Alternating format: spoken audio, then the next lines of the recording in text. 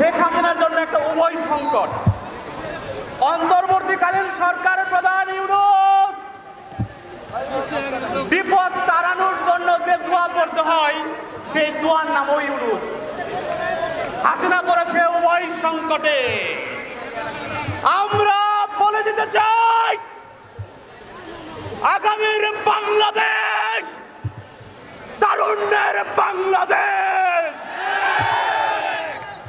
আগামীর বাংলাদেশ ছাত্র জনতার বাংলাদেশ, আগামীর বাংলাদেশ বিপিনুরদের বাংলাদেশ। এক স্বৈরাচার দাঁড়িয়েছে, আর কোন স্বৈরাচারকে এই বাংলার মাটিতে পয়দা হতে দিব না।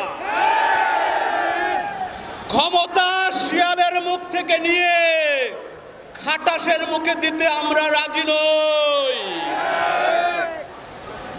সাবেক হাসিনা সরকারের প্রতি বলে দিতে চাই, গত 15 বছরে প্রায় 20-25 লক্ষ কোটি টাকা বিদেশে পাচার করেছেন। কি ভেবেছেন বিদেশে পালিয়ে গেলে বেঁচে যাবেন? বাংলাদেশের মাটিতে আপনাদেরকে ফেরত আনা হবে এবং এই বাংলার মাটিতে জনতার আদালতে বিচার করা হবে। গত 15 বছরে 4-5 হাজার লোক নির্বিচারে হত্যা করা হয়েছে।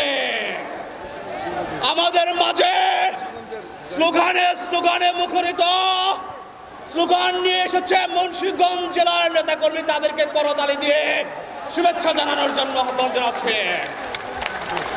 আমরা স্পষ্ট করে বলে দিতে চাই, গত 15 বছরে যেভাবে গুম, খুন, নির্যাতন, ক্রস ফায়ার এনকাউন্টার চালানো হয়েছে, এই বাংলার মাটিতে জনতার আদালতে তাদের বিচার হবে। ধন্যবাদ।